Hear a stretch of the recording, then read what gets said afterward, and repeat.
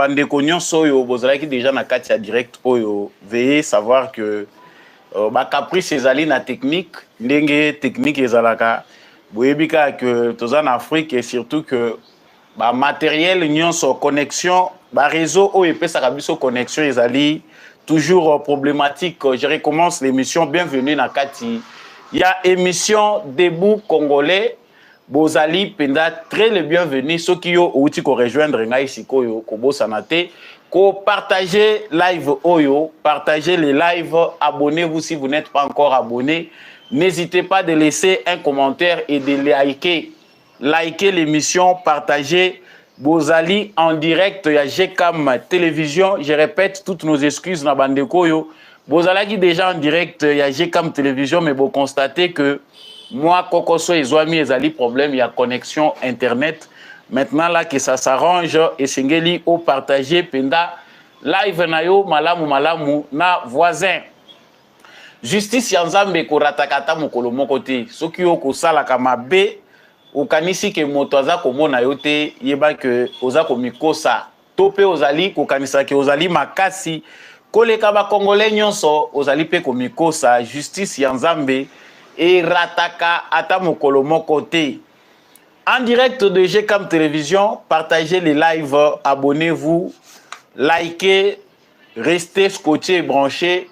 Actualité ya liboso tokolobela na kati émission oyo ezali maye ezali Eleki, la prison centrale de Makala.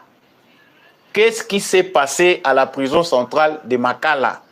Du point de vue officiel jusqu'aux analyses où Sengeli Tosala. Nini Eleki na butu alelo na prison centrale à Makala. Qui sont les auteurs? Banani Bazaba responsable au premier degré. Objectif ezalaki nini? En tout cas, Makambweza Kolobama ebele. Mais na plateau, la vérité, je suis là pour creuser avec vous. Tout le Belapenda, situation où il est la prison centrale à Makala, devons-nous nous inquiéter de la sécurité pour la ville de Kinshasa, Samba Olonga, Alobaka sans embâge, ni avec des doutes. Tout le Belango na katia émission na biso ya Mokola lelo. Tokolobela pe na likambo ya mibale mobembo ya tata mokonzi ekolo pendant que ba événement o ezali koleka Félix Tshisekedi a silaki bon kokutana na homologue na ye chinois bango basololi na makambo etali coopération bilatérale entre République démocratique du Congo na République ya Chine, République populaire ya Chine bango basololi penda na partenariat o bazali ko banza stratégique avec la Chine. Est-ce que les blocages, ils ont kokoso ou ils allaient empêcher Tshisekedi Félix à envisager partenariat moko d'envergure dans la République populaire et la Chine? Sambolong aboyebi kazaka muta analyse vérité ko bimelawana. Nous allons en parler dans cette émission. Tokolobela pe na kati émission oyo mwana mboka baati lukwebo na AFDC na ye bazali satisfait lolenge oyo bakabolelaki ba poste na cadre ya union sacrée bango bazali penda komona ba président ya ba promesse ya président de la République bazali penda ko tenir na yango te bazali ko continuer ko réclamer droit pour na groupe na bango esengeli ba pesa bango ba poste tokolobelango na kati ya émission na biso mokolo lelo yambo ete to tika pe moi page moko noir pour na bande kona biso yo basilaki kozala massacré na est ya République démocratique du Congo plus de 200 corps ezalaki exposés pour réanimation na ville ya Goma en tout cas na cadre émission oyo penda tozui pe penser pour na bande kona biso batiki biso likolo ya sabotage pe massacre ya ba terroriste ya armée rwandaise toko suki sanangabu ya UDPS nini ko ikoleka na semaine oyo Toyoki nangambo ya Augustin Kabuya Telemeli baye oyo bauti kozala mise en place par la convention démocratique de l'UDPS ya lobike ezali ko violer ba statut ya UDPS akoki kondimaso ki mokete makambo ya lolenge wana esalema na UDPS yango ye a mobiliser pe ba partisan na ye pour que ba faire échec na plan wana ya ko déloger ye na parti sans respecter les règles Donc, il y a possibilité qu'affrontement et Salema n'a pas sauté parce que c'est les samedis qu'ont prévu les nouveaux gouvernements de l'IDPS prévoir que nouveau gouvernement ezali ko banda musala nango samedi oyo. Nini ekoleka sambolo ngazaka mutaba vérité ata ba attaquer ngai kana ko lembate ko loba vérité. Tokolobelango na kati ya émission na biso. Merci mingi. Na ba union soyo bo rejoindre plateforme oyo Debout Congolais, plateforme ya bato oyo balingi Congo etelema. Merci na bande ko bazolanda biso na Gisenyi à partir ya Rwanda pour la moyengo na ba commentaire. Ozali en direct, likez, partagez émission oyo na voisin. Soyez de plus en plus nombreux à partager cette émission parce qu'actualité na biso elingi pende banda. Likez, partagez, abonnez-vous. Et c'est facultatif de laisser un commentaire sur Olingi. Depuis Wapi Ozali Kolanda Biso à travers la République démocratique du Congo. Depuis Wapi Ozali Kolanda Biso à travers le monde. Nazongi Nabasangu. Tentative d'évasion à la prison centrale de Makala. Na Makala. Na butu ya lelo ezalaki benda bika ezalaki matata. Qu'est-ce qui s'est passé réellement na prison centrale ya Makala? Bandeko boko landa biso soki bo constater moi lenteur na maloba, sachez que quand il pleut la connectivité et la connexion internet pose un problème et pas na biso awa. Donc nous avons ces petites difficultés là qui font que de temps en temps au comme on a moi anomalie ezali normal. Les alliés liés à la connexion internet, nous sommes en direct. Donc, tentative d'évasion et Salami Mokoloya lobby. Prison centrale Yamakala, qui attaqué selon l'avis des officiels. À partir y a pavillon 4. Mokoloya lobby na Boutou, Toloba Lelo na Boutou. Pan moko ya courant ya bato oyo babandela ki ba prisonnier à partir ya pavillon 4.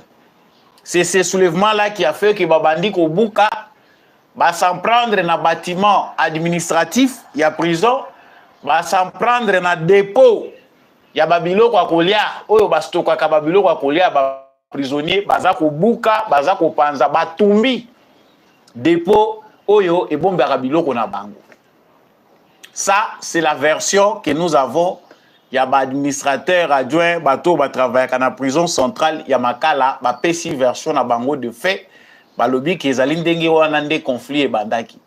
Et après, ces prisonniers-là, qui étaient entêtés dans l'organisation, où bango bazali ko maîtriser, ils ont tenté maintenant, il y a qu'à s'en prendre na bagarde. Et puis, babou kapo, s'évader.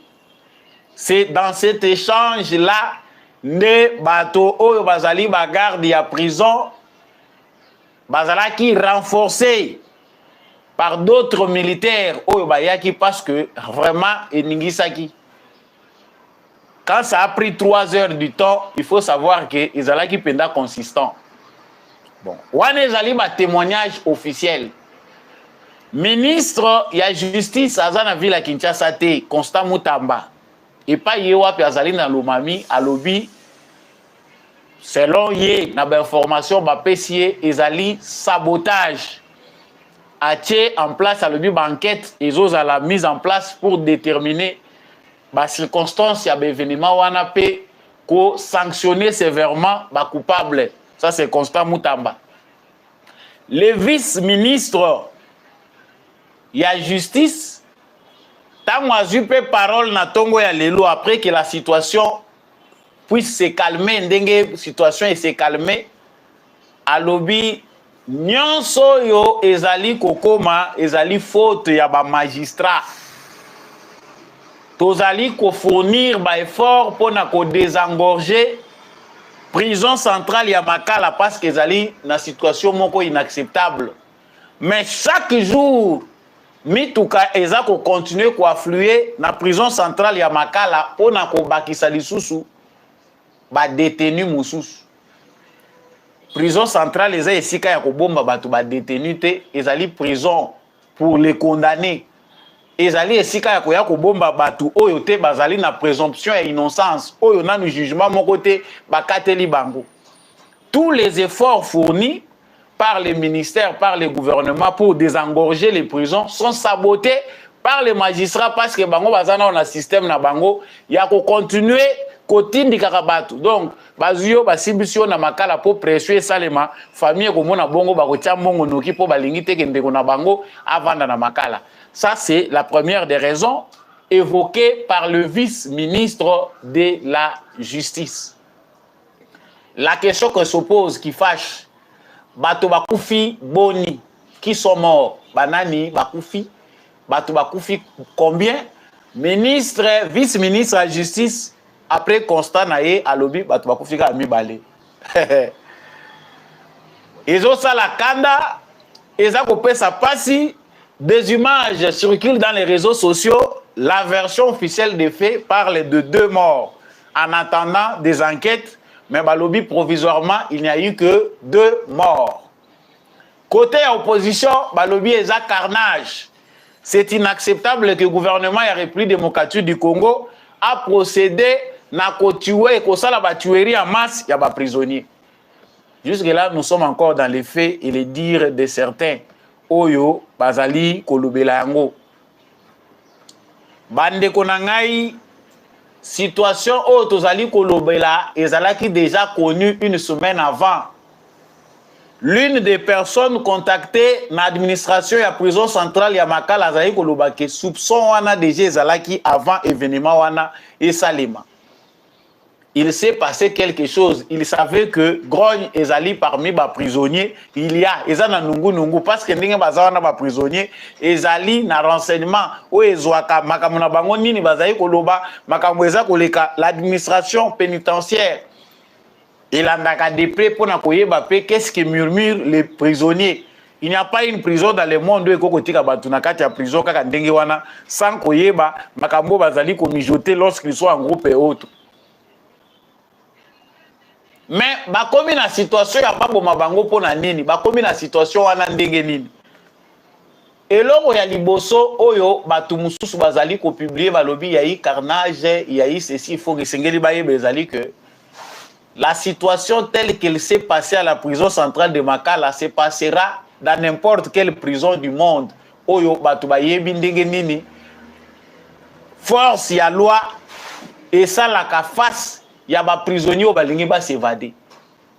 Selon les renseignements, il y a une organisation qui en parle parce que ça peut aussi être vérifié. Selon les renseignements, et Sengeli Toyeba que prison centrale Yamakala, ils allaient na 15 000, voire plus, il y a des détenus. Des prisonniers, pardon. Parmi les 15 000 là, il y a des militaires.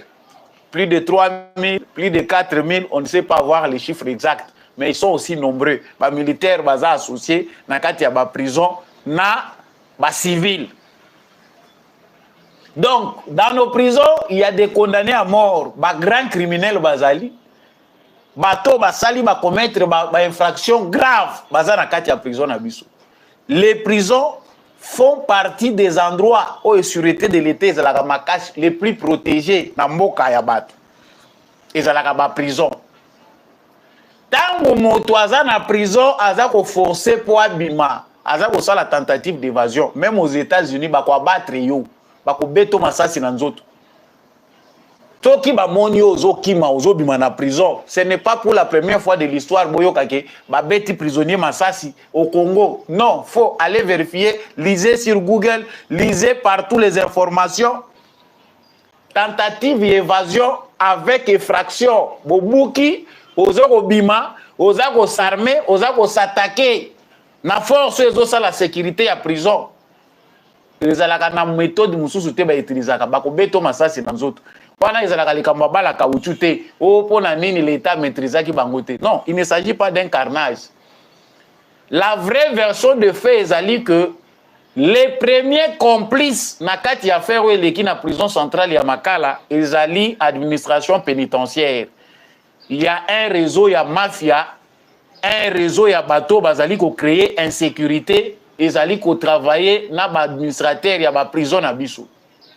Les évasions dans les prisons en République démocratique du Congo se multiplient. Chaque année, il y a soit évasion, soit tentative d'évasion dans nos prisons. Mais solution est Zouamakaté. Les mêmes administrateurs sont toujours gardés. Bazako bomba bango na bisika wana.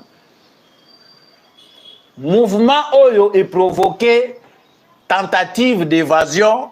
Il y a des prisonniers na kati ya prison centrale ya Makala.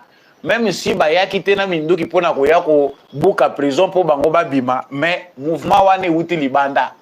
Et ils étaient déjà prévenus que Boka ezali malamuté bakabiliste oyo bazali na la police, bazali na armée, objectif na bango ezali ba créer événement moko ya mabe na ville ya Kinshasa. Administration pénitentiaire ya Makala. La question que je me pose est que dans les supermarchés, tous les caméras de surveillance. Tous les magasins, tous les caméras de surveillance.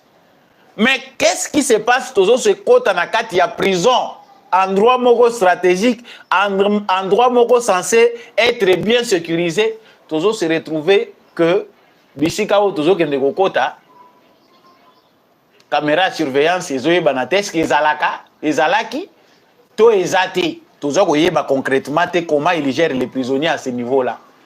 Endroit hautement stratégique lokola wana toza censé koyeba ki ba caméra de surveillance ezalaka wana, tout ce qui se passe est contrôlé. Les ministres à partir de bisika azali akoyi kotala même ce qui se passe akoyi kotala monia. Voilà ce qui se passe à la prison de Makala de manière virtuelle, ba entrer ba sortir à OK. Tout se passe bien, mais ça ne se fait pas chez nous. Oyo est un avertissement. Dans l'espace, il y a 3 mois, 4 mois, tout le monde a affaire ya malanga. Na kati ya prison wana, ba Rwandais bazakuna. Na kati ya prison wana, ba généraux na ba colonel bazakuna.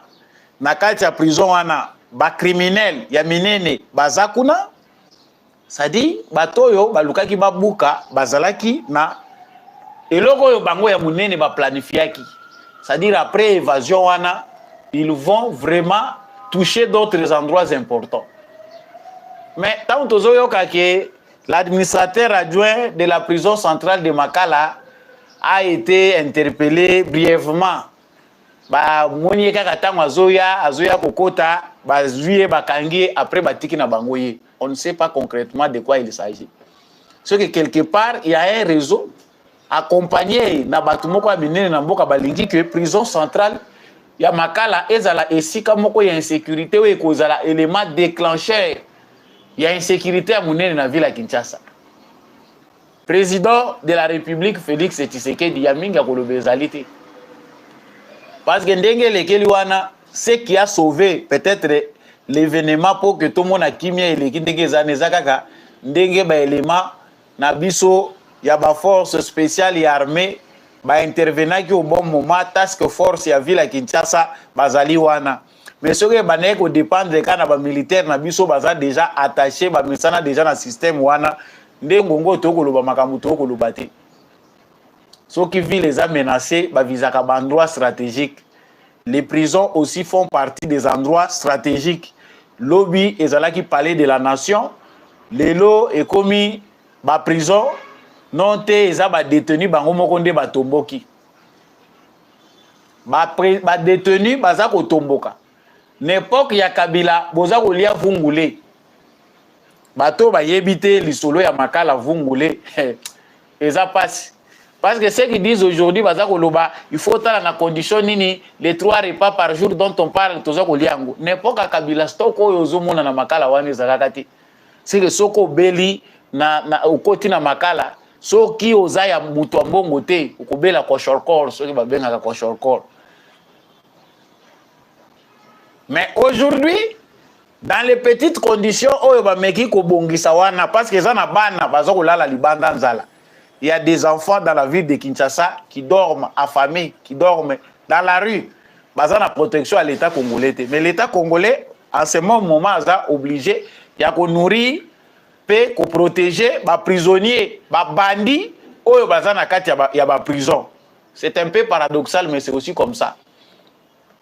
soki bino bozwi quand même avantage ba memi bino bandeko baza koloba régime oyo eza koboma batu toza koyeba te Félix Tshisekedi veut sa fin après avoir fait un carnage bino bokanisa ke ba militaire nde bazaka il faut ba sibir soki balobi ba militaire bazo protéger yo ozwi arme ozwa ko s'attaquer na ba militaire ba kobikisa yo. Je répète, ce qui s'est passé à la prison centrale de Makala est normal. Les prisonniers qui ne veulent pas être considérés comme un bandit. Tant bazo buka, bazo yapo, ba bimalibanda, ba buka prison, ba s'attaquer na ba agent de l'ordre. Les autres prisonniers sont là. Yo ki Jean-Marc Kabunda zana problème. Yo ki ba bateau mususu bazana ba série na bango bazana ba problème. Ceux qui ont été touchés par les balles de l'armée, il y a bagarre, il y a prison à Bisso, ce sont les fauteurs, les semeurs de troubles. Bateau bazaki à la base de l'Okoana, ne batake bango. Et c'est une défense légitime, légale. C'était un fugitif. Azoko lukako s'évader na prison. Lisa soke ezio na nzoto kufi a. Soki pe ezio ke ozoki. Et plus eloko mususu ya munene o eleki wana ezali que ils sont très nombreux. Na wele la bazako fina na bazako beta na molili. Quelle imprudence! Molili est dans la carte à prison. Yo moni pena molili ezali mais vous vous laissez guider par des gens qui ont été préparés. Na service na bango ba yebi ki atango élément boye événement boye ko salema. Parce que je me pose aussi la question. Comment se fait-il que na moment wana kure katani? Parce que pour événement wana salema il a fallu courant et katana. Balobino ezana pan moko se déclarer que salaki que prison centrale mobimbe kotaki molili. Ezande na sima molili wana nde basalaki. C'est-à-dire eze loko moko planifié préparé. Bitumba baza ko bundisa Constant Mutamba baza obligé basa la sabotage. Et ce qui est pire encore c'est quoi? Ils ont détruit les bureaux administratifs. Moi là, je pense à beaucoup de choses. L'administrateur de la prison est pour quelque chose. Ce qui va tomber bureau administratif, c'est-à-dire va tomber ba documents. Il y a des documents, il y a certains prisonniers qui ont moi ebungi, ba dossier belé à ba prisonnier et bunga. Tant ba dossier bungi aux sans dossier. Donc na évité procédure à mon ni les kaka, mais ezana déjà na peine ou cause à la commuée suite à ces préjudices là. On ne sait plus identifier qui est qui. Donc c'est un grand sabotage pour faire sortir maintenant na voie normale des grands bandits de la prison. Parce que l'administration de mutu esalaka que basimba makambo baza kolandela mutu na mutu aza na dossier. Toyokaki kuna makele o biso tozaka na dossier te. Banda toya makala awa naza na dossier te bayaka bachanga na prison. Mais baké balandeli kuna certains criminels. Mais avec ce qui s'est passé, bokoyokaki ba document ebele ebungi. Ministre de la Justice Azali déjà visé, ça c'est un combat. Parmi les mesures azui à l'obi ba magistrat Moutouazali Koboma. Ce sont les magistrats qui sont à la base de ce qui se passe maintenant. Ba magistrats bazako désengorger prison, les magistrats continuent encore à envoyer des gens en prison. Oh Azali prévenu. Mais en attendant, l'enquête se poursuivre, cette guerre qui ne veut pas que justice n'abisso et à tout droit. C'est une guerre où les Congolais n'ont se fois menée en go. Si quoi bazu mesure balobi que en attendant que batonga prison ya sika va accélérer le processus ya construction à nouvelle prison à partir ya ba parquet batinda kalisusu batute oyo bazali ba détenu. Soki mutu nanu bakateli etumbu te bokotinda ye na prison ya Makala te. Prison ya Makala ezali esika ya bato bazali déjà condamné. C'est que asambi ba condamné ye nde aye Makala. Mais que non détention balobi même soka azali sous mandat d'arrêt provisoire. Place na ye eza sous na Makala te. Ce sont des mesures conservatoires balobi en attendant que va désengorger. Mais il faut faire vite. Kosala na lombango parce que soki bosali na lombango te, les parquets aussi bakozala na même problème. Ba parquet kotonda pour ville de Kinshasa lelo tozokende vers 20 millions d'habitants. So peut tokoma e mutu pa tanga biso azapete. Bosenji opeza na ba congolais bolimbisanga ba terme na ngaire moko ils ont un peu exagéré. Mais Bossenji au pays, Congolais, nous devons avoir, pour beaucoup ils ont à tout droit, les prisonniers, les kaka ibélé. Parce que ce soit ceux qui n'ont pas étudié, que ce soit ceux qui ont étudié, le banditisme devient un phénomène qui prend de plus en plus de l'ampleur en République démocratique du Congo. Si vous êtes dans ce live et vous êtes en direct, vous likez. Il faut liker et partager les lives. Banditisme, pour la prison, il faut étendre réellement. Mais le problème, ils allaient déplorer et qu'il y a comme insécurité, ceux qui sont en prison, ils allaient kotonda, mais dans des conditions, ils allaient logiques. Construisez de nouvelles prisons, loin du centre-ville. Et puis, il faut renforcer les mesures. Ils allaient logiques. Stani Boujakera, qui vit en cavale en France, a déjà au exil naïf forcé. Il a facilement les vidéos des prisonniers qui filment eux-mêmes. Mais Bazako Bouka, Bazako filmer les vidéos, ceux qui les publient en premier, ce sont des gens comme les Stani Boujakera, journalistes et français. C'est-à-dire que les vidéos, ils ont mis en prison. Avant même les journalistes et la République démocratique du Congo, la vidéo, déjà c'est comme les bandes Yamboka. Non, quelque part. L'usage y a des téléphones. Aujourd'hui, avec les nouvelles technologies, les téléphones, il faut savoir que l'encadrer la législation à biso pénitentiaire. Dans ma téléphone. Moutouazali, prisonnier, nini bakoki kopé ça. Qu'est-ce qu'il faut donner à un prisonnier? Nini pena bakoki kozwa. Parce que dans la prison, la prison à Makala, c'est facile pour Moutou, Ami Boma. C'est facile pour Moutou, Aluka moyen, parce que les Congolais peuvent se suicider dans la bangote. Biso, tous accroché tellement à la vie que, Namboka ouais, Biso Congo, Moutako souffrir à l'agonie, mais il ne peut pas se pendre. Bato Bazakamite, Mamikouse Boy, et Zaba Mindele. Ozomona Kuna, mais ceux qui moutent, mais ceux qui il se pend et il met fin à sa vie. Biso en Afrique, ce n'est pas de plus en plus fréquent comme ça, des gens qui se donnent la mort. Nous vivons avec nos souffrances jusqu'à Mokoloye, Mokoyeme, ya ko décider à Bendi Pemanaye. Mais que ngana mi boma, waya. Wana esalemela pona biso ba yindote. Mais vous allez au Japon, ça c'est juste une parenthèse. Au Kutimboka, oyo batu baza ko travailler mingi, oyo mutu baza ko piquer crise à mibomi pour musale lekelié. Or, il pouvait abandonner juste son travail. Mais a fini par y constituer parce qu'il trouve que Moussala est surchargé. Pour la noter kakité. Bango baza pena ba makambo ya bango. Mais biso souffrance na biso tolingi ango tellement que déjà ne se suicide pas. Et c'est pourquoi dans nos prisons nous allons bêtier, nous continuer à vivre.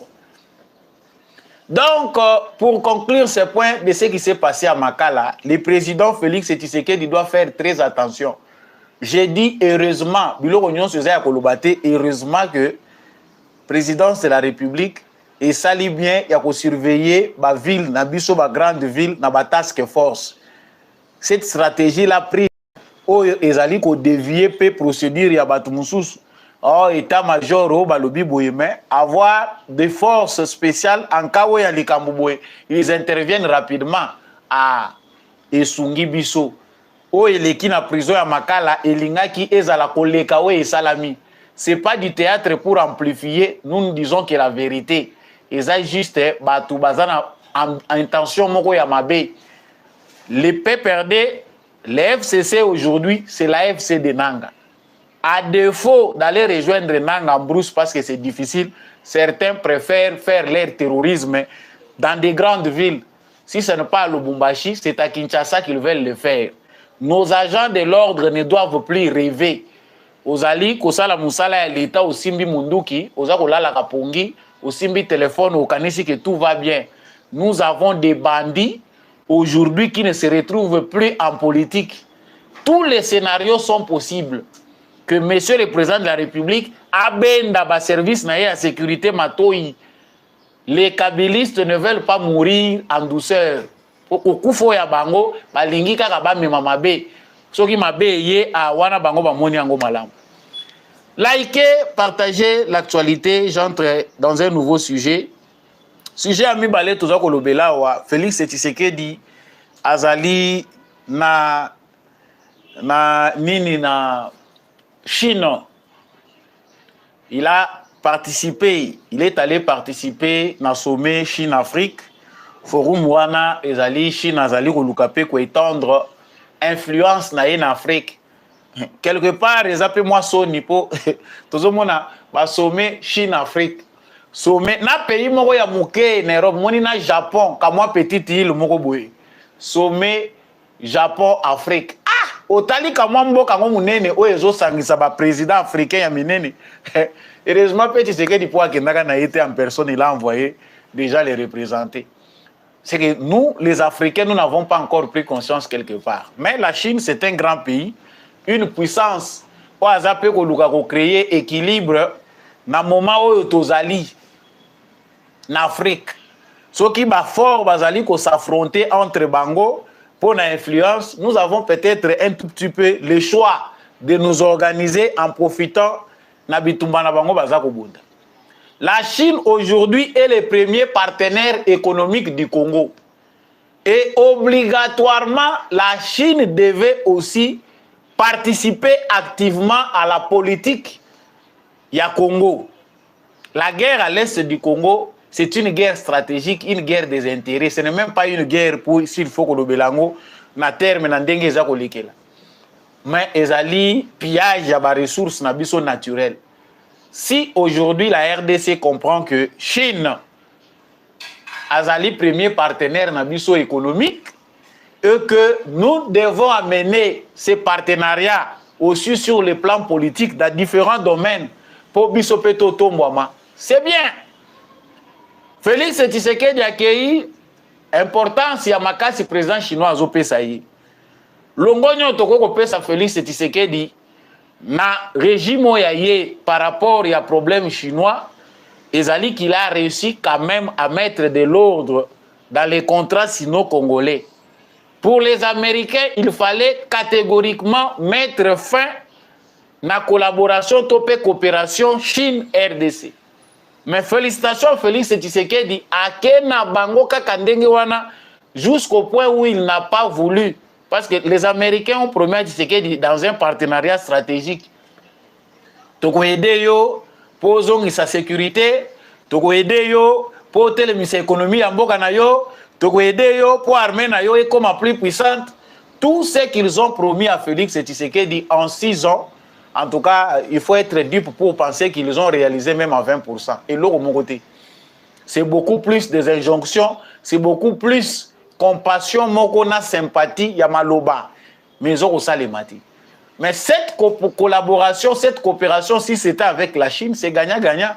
Tout le monde est Tshisekedi a s'imposer dans le contrat sino-congolais pour réparer les erreurs du passé. Boyo Kanekoti, il y a des grands chantiers en cours. Oh, ezali, résultat, il y a contrat sino-congolais. Tshisekedi s'est fixé à côté na kati, il y a plan, il y a continuité à l'État.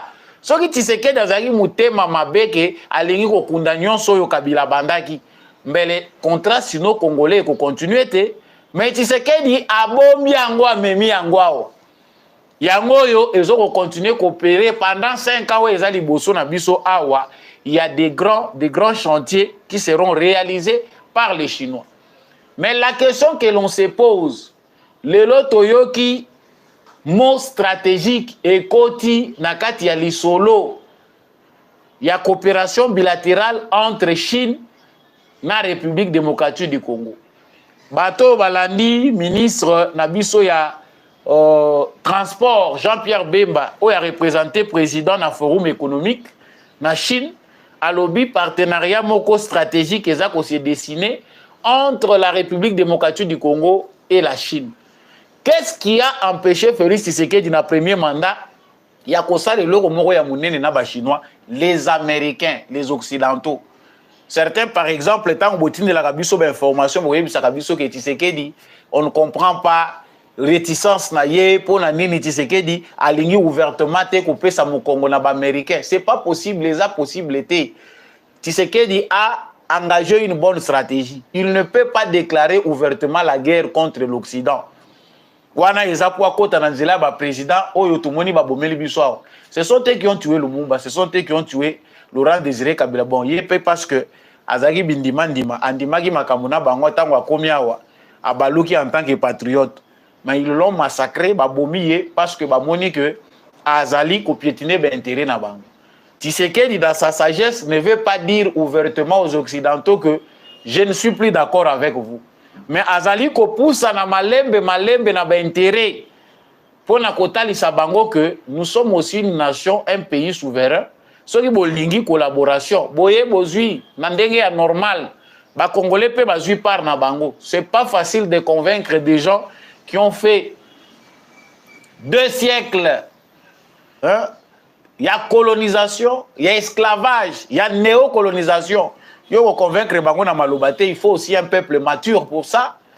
Ba Congolais ne mouzo kanisa Tshisekedi, tika ba américain kende kangama na ba chinois. Oui, mais c'est une guerre.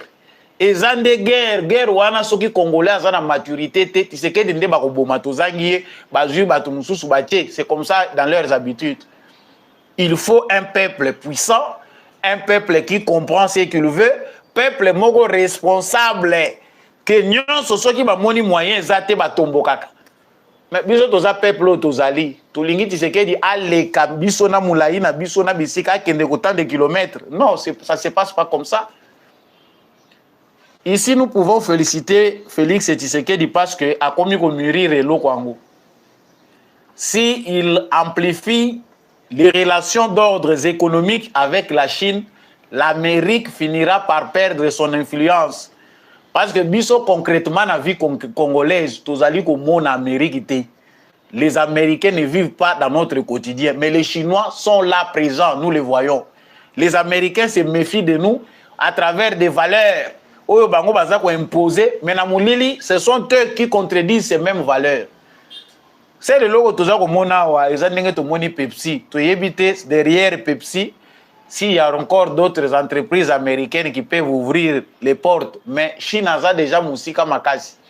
Ya mo Tshisekedi a moni que il faut to privilégier bango, venez nous aider, nous avons besoin de l'agriculture, nous avons besoin de l'élevage, nous avons besoin il y a amplifier, multiplier la unité à production. Moi, je recommande au président Félix Tshisekedi, inspirons-nous du système éducatif chinois, à défaut de ne pas dire anglais. Bazali trop pragmatique, banati banda maternelle. Okomona bana na bangote ndenge zoleke pa na biso awa wa na ba réseaux sociaux, mitakala ya bana na bino eza tout le temps na ba réseaux sociaux. Les enfants se déshabillent, c'est tout ce qu'on peut produire comme scène. Wanande toza capable, ba danse nyonso ya minene ya mukili. Wana ba Congolais toza champion, mais invention zéro. Kota na TikTok, kota na Instagram, ezaka ka mafinga, mabina et puis ko s'exhiber ndenge to mesana ko s'exhiber. Mais regardez ce qui se passe en Chine. Balobi que ce sont des dictatures, les Américains, balingi ko lakisake ba Chinois, bazali batu ya ba valeur te. Ce sont des dictatures, ils ont respecté les droits de l'homme. Mais là-bas, les gens sont disciplinés. Éducation, ils sont militaires. Au Sakani, ils sont nanzela. Au moni mutamoni bâti rouge, à komeka kolekate, ça s'impose. La démocratie, dans le contexte au Congo, ils ont quelque part, ils ont un mauvais système. Nous ne méritons pas ça. Biso toujours mérité que va imposer biso. Dans notre système éducatif, je vois que le ministre de l'éducation a gratté dessus, a risqué les kawana pe mususu pa ye ko remplacer si nous n'engageons pas de réformes. Au Congo, baza ko tangisa biso poto za la kaka ba théoricien, ba praticien te. Monsieur le président de la République, vous êtes en Chine. Partenariat wana na Chine, il faut créer des centres d'encadrement professionnel. Oyo ba jeune baza ko apprendre ba métier, pragmatisme yangwana. Trop de diplômés d'université qui ne font absolument rien. Sur 100% de diplômes congolais, 90%, voire 95%, ils ont servir dans le marché d'emploi. Pourquoi continuer à dépenser l'argent, à former des gens inutiles pour la société? Il faut inverser. Bao ba ko négocier la bilanga, basali bilanga. Bana baza ko apprendre bilanga dès la maternelle. ti baza kosilisa primaire na bango bazoya na humanité okomona ki ebele baza na bango na vocation te ya kokende kolekisa temps na kati ya baba ya ba université, ils seront utiles pour la société, ils vont créer des entreprises. Imposer l'entrepreneuriat dès l'école primaire, imposer l'agriculture, l'élevage, l'entrepreneuriat, la humanité, et puis créer des centres de formation. L'école n'a pas continuer à fonctionner à l'ancienne. Rien de pratique. Concrètement, même les écoles ne savent pas encourager les jeunes étudiants, les jeunes élèves à l'agriculture. Bano baza kotanga banda tongo ti 12 heures pendant 9 mois nyonso ya classe. Soki bakenda kosala ba travaux manuels na bango na babilanga. École na école eza na ba terre nango bana bakenda kolona biloko oyo bango moko bazomona ndenge zo produire. On peut s'assurer que dans 10-15 ans, on aura des entrepreneurs, des gens qui entreprennent. Pas seulement des messieurs les Français, moi j'ai étudié ceci, moi j'ai fait cela. Bacheya bandiko détourné. Yango nebiso toza kozela président Félix Tshisekedi ndengo kei na Chine. Mobutu est parti, il est venu aussi retour à l'authenticité à sala ba ye ya yeso ki bi à sala ba o ya ye ba faire soka sala ki zala ki nini au retour à l'authenticité, tout ce qu'il avait voulu. Azaki influencé de manière, c'était positif, mais la démarche n'a pas été bonne. Ma recommandation est celle-là, monsieur le président de la République. Je suis conseiller public, conseiller en matière d'éducation, bazoli akaka mbongo. Bazo zulaka ba projet ba millions, oyo zotonga ba école, ceux qui ba tie ba millions bazo tonga ba école, yo zu ba 10% na yo. C'est ça, servir les pays. Lobi nango bandi ko réclamer que va continuer ko futaka yo. J'ai servi les pays. Non. Sauver les jeunes, ils sont désœuvrés. Monsieur le président, chaîne ya ba chinois ndenge ba la musala na bango na chaîne. Le Congo tant président yemo azolo bana discours na ye. Tozo kende vers 200 millions d'habitants. Toza na flèche, ba américain va comprendre que dans 50 ans dans moins de 50 ans, tito comme à 2050, les Congolais seront plus nombreux que les Américains. Déjà stratégiquement, ils sont en train de voir une menace. Babi bato bazo comme belé boye. Toza na difficulté à kokende ko yiba kabilo ko toza na bamboka na bango. Il y a de quoi créer des complots biologiques, chimiques, tout ce qu'on peut voir là. Comme mabiso na este kokité, ils peuvent faire du n'importe quoi pour pas réduire kaka nombre. Malgré les aussi mbaté, biso peut tozo ko s'organiser té. Et ça, une déception, te voilà. Nazok pesa ba sijo etikali na mwata muke na lombango. Vous êtes en direct, bo likez. Ba like za muke bandeko na ngai. Likez, donnez la force à votre chaîne, partagez les lives. Soyez de plus en plus nombreux à commenter depuis wapi ozolanda biso. Ndeko Bahati Lukwebo azaka ka satisfait. Actualité eza na mboko yo. Ezaka actualité ya ba insatisfaction na batu oyo bazali koluka bibonga na bango. Biso to kanisa ki kesi sili débat ya renouvellement ya ba animateur na kati ya ba institution na biso. Mais malheureusement, les débats continuent encore avec Bahati Lukwebo oyo asali conférence de presse na ye. Monsieur Bahati Lukwebo pense que bazali satisfait promesse ya président de la République sur les remaniements du gouvernement souminois. Boyo kanane loko malam. Président de la République a sa nomagi, a tché ba ministre. Baza na ko travailler parce que tito comme en janvier, né sur base ya contrat ou ba tcheli bango efficacité, rendement, ba mususu il faut ba tcha bango mupanzi pour les remplacer. So Bahati Lukwebo vandeli yango alobi malgré promesse wana président de la République alakaki bango que bazela tango ba ko remanier gouvernement Judith Suminwa ba ko ya ko zongela bango ya aza vraiment satisfait te azo monango azo zango vraiment en considération te yango abimina na place publique à sala na conférence de presse alobi baza ko continuer ko réclamer droit ya regroupement politique na bango. Quelque part Félix Tshisekedi est bon, un bon volontaire politique, mais quelque part, nous condamnons chez notre président, il y a trop de démocratie. Au moins, bato yo baboko li bango na ko beta bango bambata et pas Kabila. Bato yo baboko mi bazwa kaka ba injonction zo uta likolo na se démocratie eza fixine ya faiblesse pour na bango. Donc Kabila zaki habitué ki bato yo soki akoti avandi soka cha meli biloko na ya makasi bayeba yebisie mutu azobloke mutu kingandi babengi yo na kingakati bazipoli yo bambata yo tata mobimba wana babandaki kobange makasi pas de discussion Kabila bima mutu ya mayele epai ya bato ya FCC parce que il n'a pas voulu le débat avec eux bako discuter bango na bango tango bako ya epa chef c'est fini. Il dit ce qu'il pense na bato restreint ou bayebisie selon ndenge bazomonela lui il vient il dit seulement la décision il part. Voilà système eza na mitu ya bato ebele batondi na kati ya union sacrée. Bato Lukwebo ne peut pas avoir pitié pour les Congolais. Il s'accroche aujourd'hui na bureau ya Sénat. Président ya Sénat olongwe o tikali na bureau ango lisusu. Olobi nazo lisusu poste mususu ebonga mususu. Donc pose à la très satisfait, il faut bamakangu bana kasi banani oyo batikali ya FDC ou bazui bibongate va se retrouver quelque part. Il n'y a que les Congolais qui méritent ça parce que biso mususu na kolobelango comment on peut sakanda. Nous sommes pris pour cible parce que Sokozolo Baba Sijaboué, les gens pensent que vous vous attaquez à Bahati comme individu. Nous parlons pour le bien des Congolais. C'est une honte. Mboke Zoko Kendebo, tous on a besoin de rendement, gouvernement, tous on a pression. Mais tout ce qu'on a à voir à la télé comme scénario, c'est toujours des gens qui réclament des postes. Oh, tous on qui est à Kokokati. Comprenne qui veut. Sango ya suka nazako suki sanango. Ezali sango ya parti UDPS. Merci na bandeko nyonso baza kolanda biso depuis Dakota na USA. Dakota du Sud hein. Bandeko nyonso bozo landa biso de partout na pesi bino merci.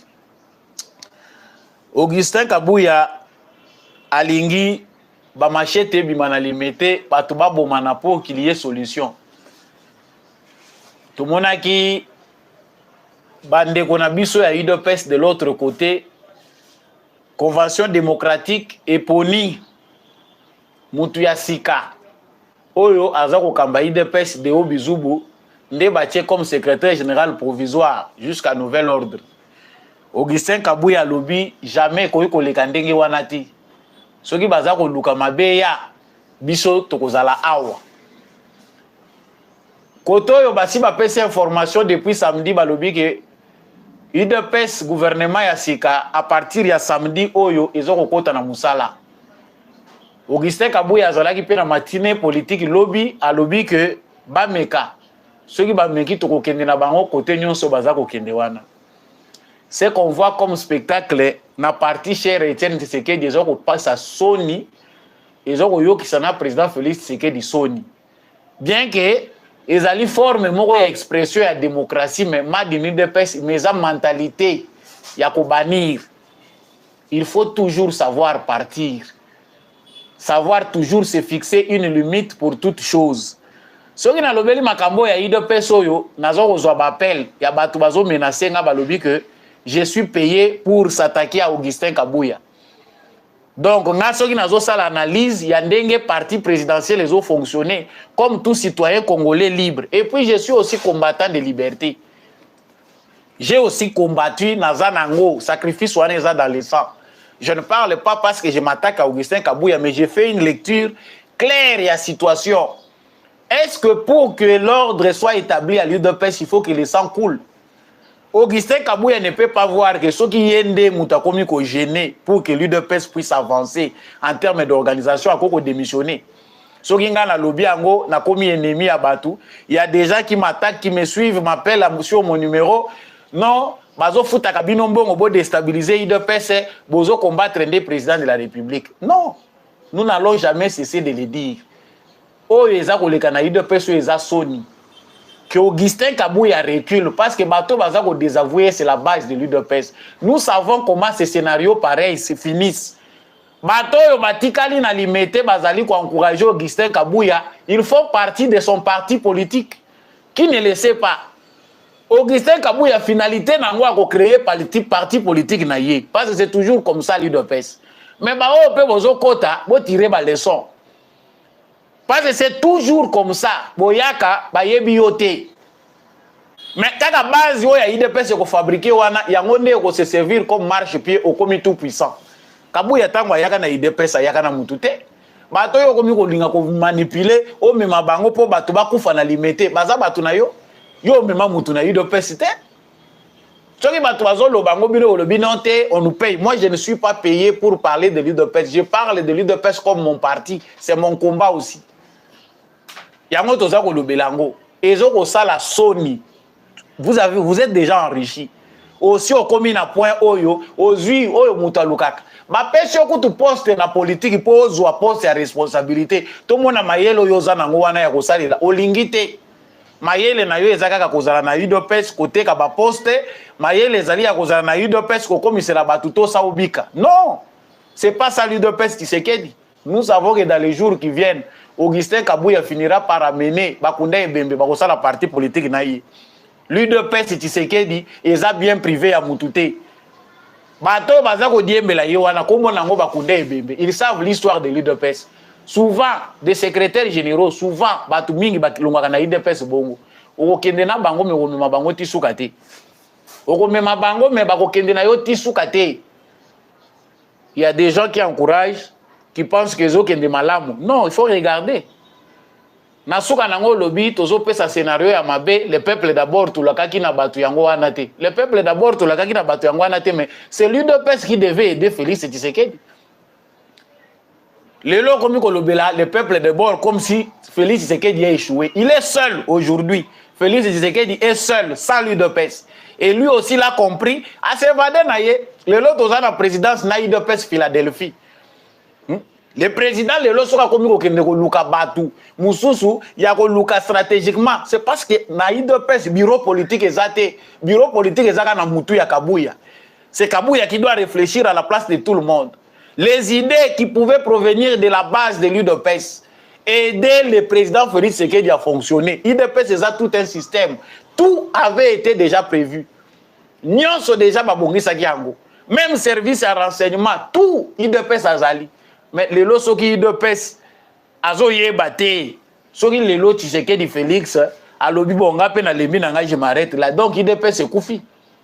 Monsieur Augustin Kabouya tala simazonga mutu tala koto wuta. Oso zui ezate ke politique la baninga bazwa. Mais lokolo zo koka ko organiser makambo te, il faut céder la place.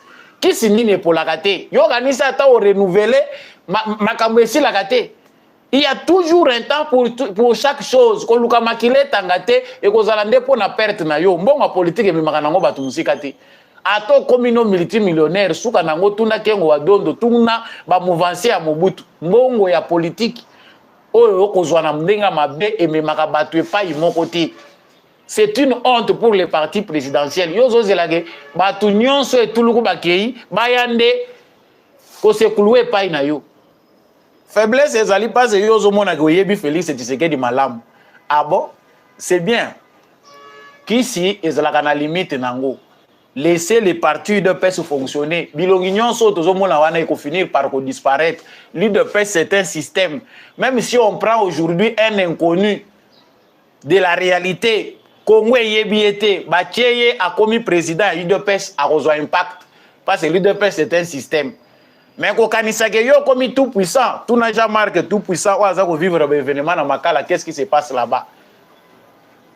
L'UDPS Kabouya est en gestation. Pour ça, il faut ba machete sombama banine sombama. Ça la déclaration politique bima na ndenga bien, ça la conférence na yo, ça la parti politique na yo. IDPS Tshisekedi ekenda makila ya batu belé tika yango. Eza bien na yo te. Eza pe bien ya famille Tshisekedi te. Si batu musu bazo kosa ona mupanzi ba yebisi yo ke accroche-toi parce que tu es de la famille eza lokuta. L'UDPS Tshisekedi yemoko Tshisekedi asala kakibino qui avant de disparaître, il vous avait bien dit que loko sobozo karisa ke kotika la bien privé na bino eza bien privé na bino ti bakolo nango bazali bakolo nango c'est le peuple congolais. J'ai dit nasukisi awa na page oyo noir pona bandeko na biso 200 oyo bazali kokota na mabele mokolo ya lelo cérémonie organisée par le gouvernement congolais. À l'est de la République démocratique du Congo, il y a eu des carnages, des hécatombes, des massacres. En dehors, il y a Kishiche, il y a eu encore plus de 200 morts. Bah, corps, ils ont retrouvé dans des circonstances où ils ont fait sa passe. Bah, massacrer tout un village, bah, massacrer, bah, tout, bah, ligoter, bango. Ces corps-là, repris par le gouvernement congolais, ils ont exposé les lots na Goma. En tout cas, nous avons tous en mémoire nos frères qui ont continué à koufa na kati ya guerre oyo barbare où ils allaient imposer na biso. On dit félicitations au gouvernement, mais il faut travailler dur pour les suivis. Il y a des vraies victimes. Pour créer un centre ya malamu, ya landa de près batu oyo bazali ba victime. C'est bien de créer ce centre-là, ça ne coûte rien d'avoir des encadreurs ou bakoiko aider batu sur les plans psychologiques. Ndengeni batu bakoko zala réinsérer après être victime. Il y a ba crime oyo biso tomoni.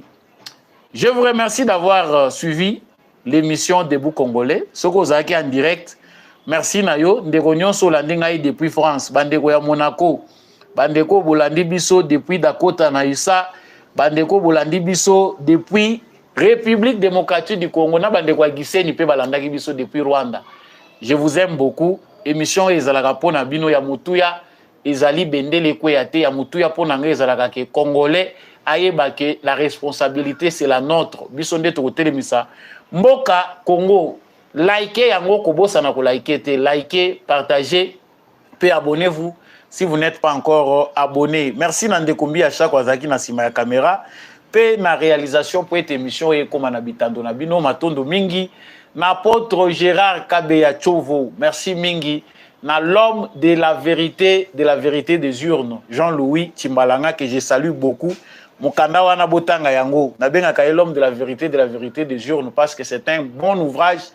Nakolobelango penda malamu mukolo ya lobby pour ceux qui aiment suivre. Merci mingi na papa Boniface Mpunga, papa Michel Lumakaso, papa Maurice Kikangala, merci à maman Bilbilonda, papa Freddy Ngwama, merci beaucoup à maman Lisette Mombendu, papa Paulin Chika, merci à maman Anima Samba pe ba nyonso bolingaka émission Debout Congolais boza kolanda biso mokili mobimba.